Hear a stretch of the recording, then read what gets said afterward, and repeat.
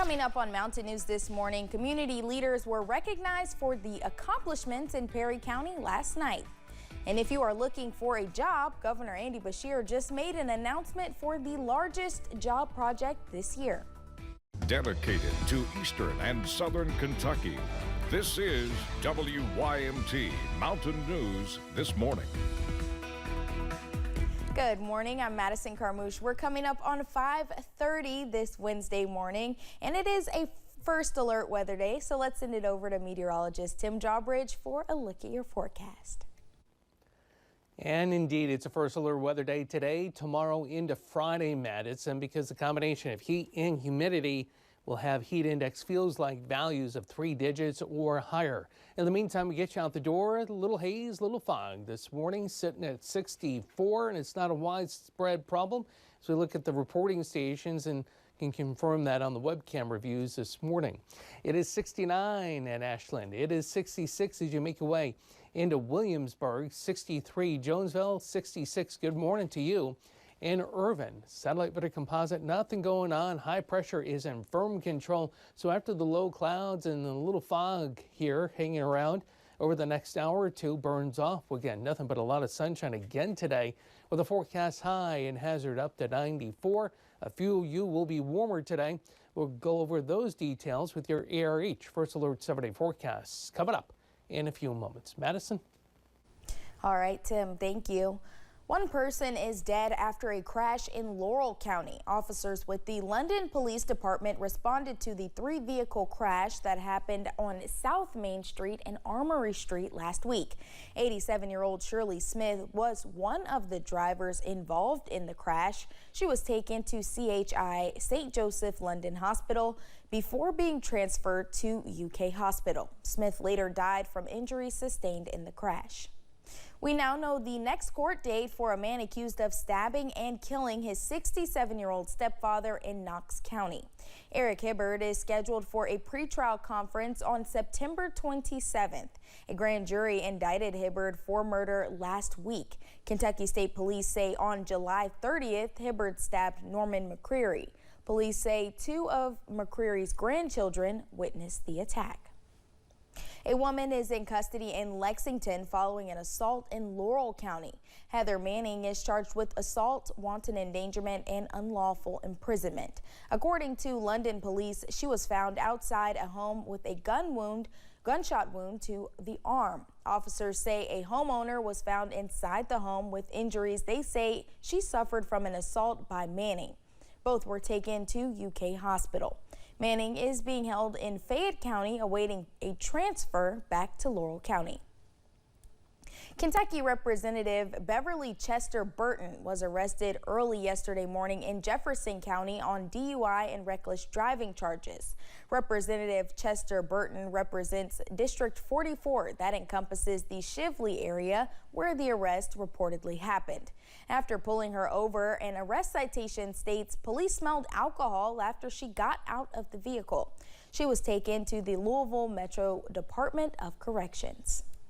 Part of a downtown area in a central Kentucky town was closed after a gas line break. It happened yesterday afternoon in Lawrenceburg in Anderson County. Dozens of people were told to leave the area as a precaution. Most of Main Street in the downtown area was closed between Court Street and East Woodford. More than 200 people were told to leave businesses, homes, and the courthouse.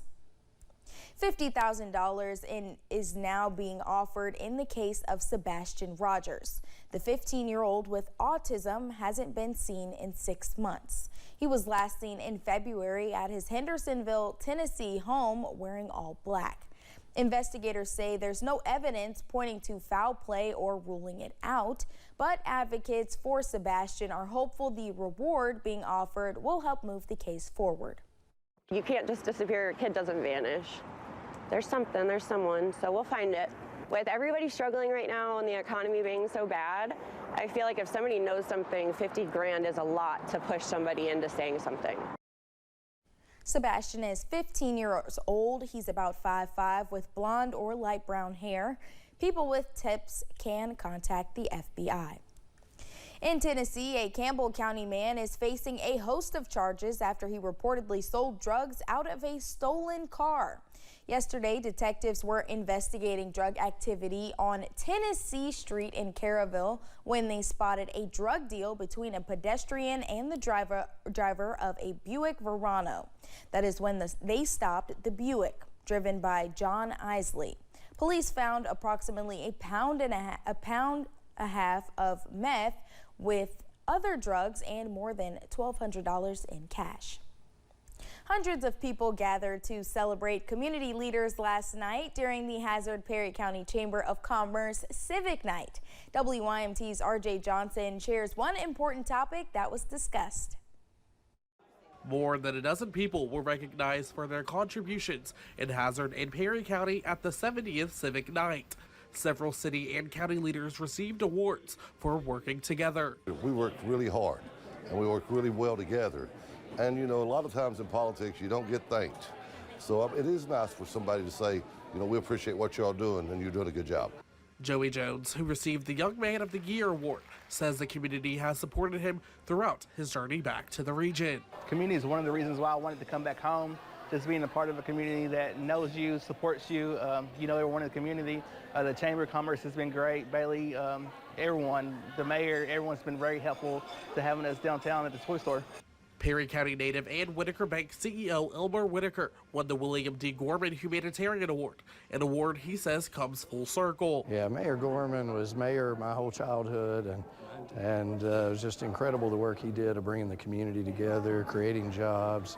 You know, it was the mayor when the Black Gold Festival was started, and you know, that's got such a rich history now, and it really taught me as a young child the importance of community. He says seeing the community grow to where it is today is special. Well, I was truly humbled and honored because looking around at all the other recipients, and I've personally had the privilege to witness the great work that each of them do for this community, and just to be in the mix with that was just a real honor. Another highlight of the evening was recognizing 104-year-old Roy Drinkard, an Alabama businessman who owns shopping centers across the U.S., including Perry County. He is also believed to be the oldest living U.S. Marine. In Hazard, RJ Johnson, WYMT Mountain News. Governor Andy Beshear announced the largest jobs project of 2024 in the Commonwealth. While making the rounds in Western Kentucky yesterday, Beshear announced that a $232 million expansion is coming to Swedish Match USA. The Owensboro facility produces Swedish Match Zyn nicotine patches. This expansion will add 450 jobs plus 2,800 construction jobs. The Kentucky Rural Water Association is hosting their 45th annual conference in Lexington this week. It brings 900 water professionals from across the Commonwealth together to face problems like wastewater and drinking water quality. The theme for this year's conference is Changes Ahead. We got to make sure that our water treatment plants and our wastewater treatment plants have the capacity to meet the future needs of the communities, the future needs of growth for Kentucky. We have to be dynamic in our model of where we're going and not be static and get left behind. The conference is also hosting fun events like the Best Tasting Water competition and a water meter competition. The 2024 Patriot Tour made a stop in Pikeville yesterday, where a convoy of motorcycle riders hit the road to honor veterans. Mineshaft Harley-Davidson of Pikeville served as the Kentucky stop for a flag honoring veterans, joining the annual mission to get the flag to every state. This year's flag was dropped off by a group from West Virginia yesterday and is now in Tennessee.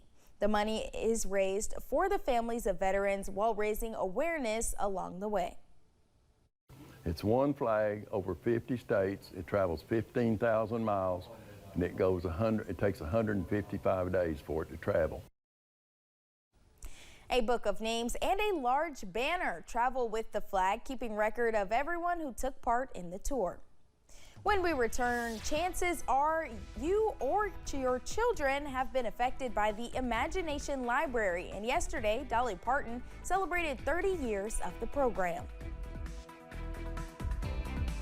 And across the Commonwealth on this Wednesday, yes, it's warm, yes, it's muggy, and not many changes until we get where. We'll let you know. The First Alert 7-day forecast is coming up as a WYMT Mountain Morning News continues.